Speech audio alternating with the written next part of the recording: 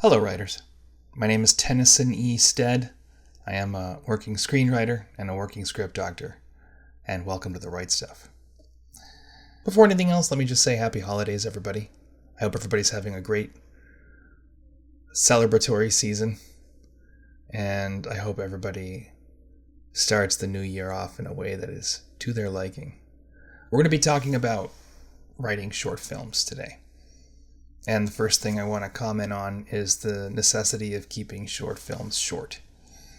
The biggest reason to write a short film is to get it into festivals and to go to those festivals and meet other filmmakers, find people to collaborate with, and to expand your filmmaking network. The thing to understand about festivals is that they only have a limited amount of time to use the movie theaters. They're renting the movie theaters, and they're nonprofits. They don't have a lot of money to do that with. They're not going to rent the movie theater for enough time to screen all the movies they want to screen. Instead, they're going to figure out how much time they can afford. That's Gambit in the background that you can hear.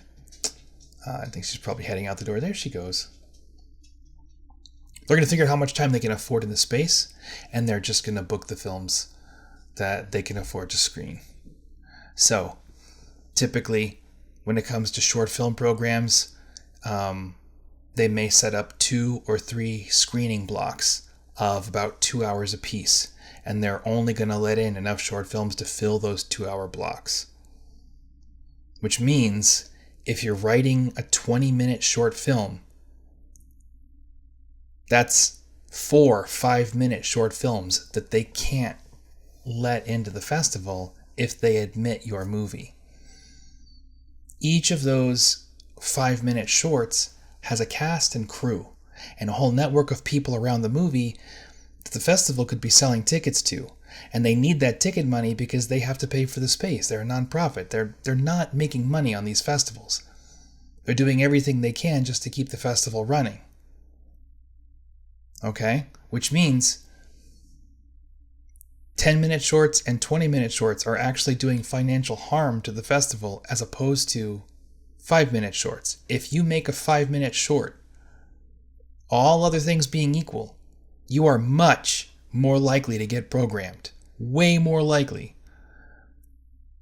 than if you make a 20-minute short. And again, going to the festivals is the best reason to make a short film. So what I'm saying is, your film should be 5 minutes long. That's exactly what I'm saying. I know that's a contentious idea. Most writers are going to tell you that they can't express the idea that they're trying to express in 5 minutes' time.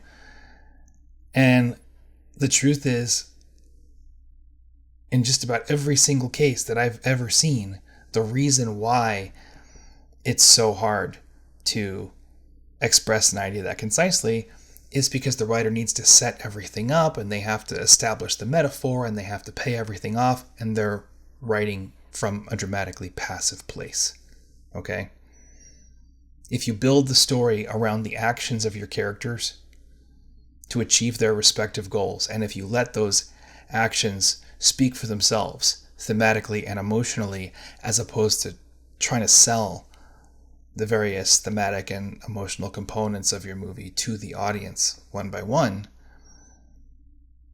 then you have a scalable enterprise. You probably can tell that story in 5 minutes.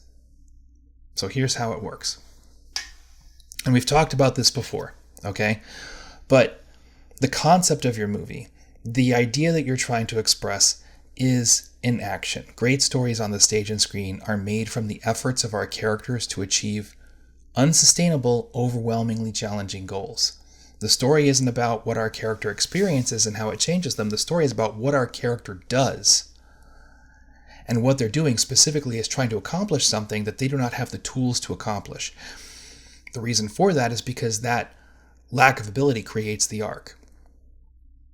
In striving to accomplish this unsustainable thing, provided they have the motivation, the character is going to push and push and push until basically they strip out all their resources and relationships.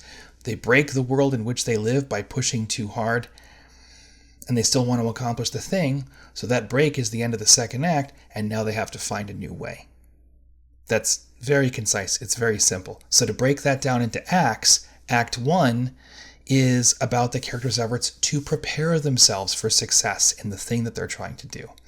Act 2, which is twice the length of Act 1, is about the character's efforts to push this unsustainable goal as far as they possibly can. The midpoint, halfway through Act 2, is the point where they've pushed things far enough that the unsustainability is destabilizing their life. The midpoint is when they push so hard that things actually do start to fall apart on them because they don't have the resources to do what they're trying to do in some way. And the end of Act 2 is when they push past that point and overextend themselves and push and push and push to such a huge degree that they don't just hurt themselves. They hurt everything they care about, and they destroy their chances of success, along with basically everything that means anything to them. But the key to this whole equation, and the key to getting into Act 3, is understanding that what this character is trying to do, even though they were doing it perhaps in a self-destructive way, what this character is trying to do is more important to them than their own identity.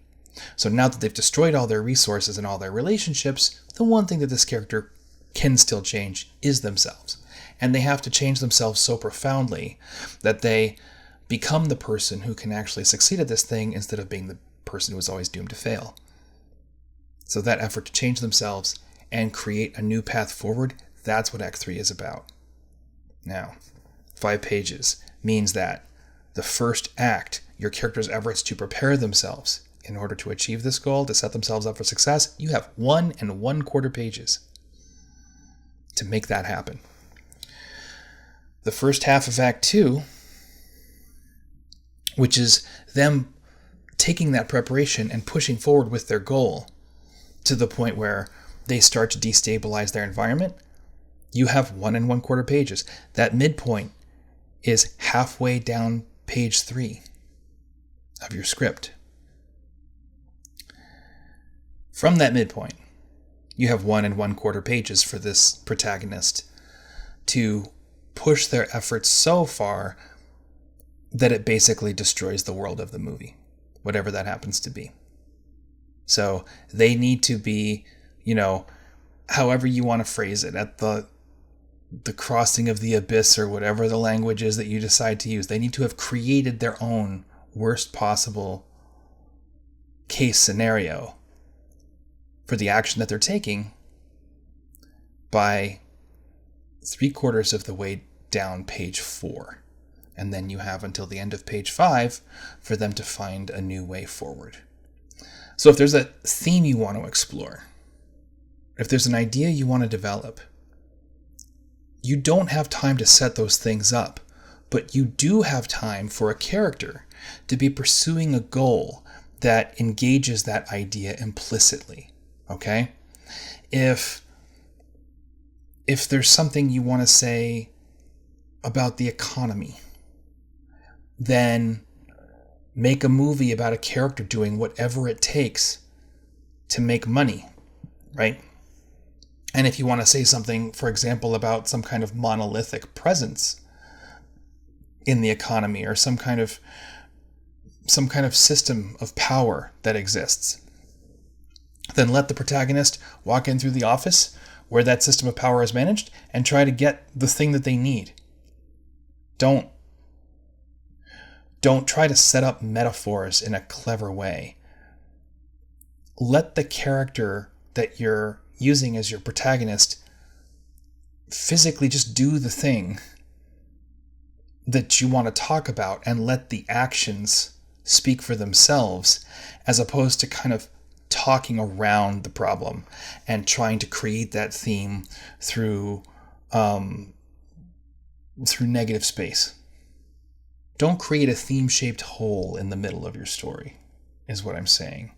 Because then you really do have to kind of block your way around that hole in order to find the shape of it, and that is going to take you 20 minutes. And it's going to be harder to program your film, and you're not going to be able to meet as many other filmmakers. And on top of that, to be honest, it's going to wind up feeling like you're trying to sell the idea to the audience. And in fairness, that's what's happening. If you just give an action to your actors that drives them inherently through that theme without having to say anything about it, then number one, you wind up looking more clever. You genuinely do. Number two, your performances are going to be much more engaging because your actors aren't trying to sell a metaphor to the audience anymore. They're pursuing actions, and those actions do speak for themselves. So they get to immerse themselves in the drama of the scene work. They get to do the best acting they can possibly do. And people get to sit down and watch as opposed to waiting to see what happens. I think that's the kind of big takeaway more than anything else when it comes to screenwriting, is that there's a big difference between an audience that's actively watching and an audience that's waiting to see what happens.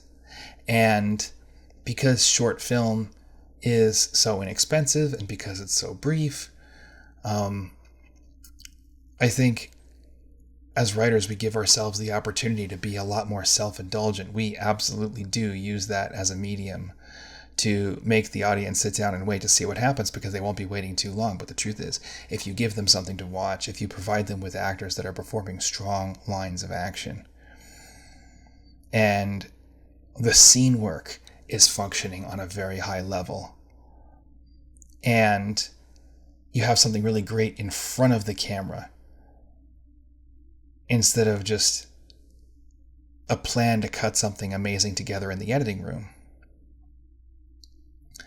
then the rewards that you're going to reap at those festivals are going to be much greater. People are going to be much more impressed with you, even though what you've done is, frankly, less showy. And as a result, you'll get more exposure, not just because you're getting into more festivals, but also because people are more excited by what you've done. As you can see, there's some changes going on in the background here. We're going to have some logistic chaos making these videos for you over the next couple of months, but we're going to keep making them. If you like what you're seeing here on The Right Stuff, please make sure to give us a like and subscribe so that you can keep getting content.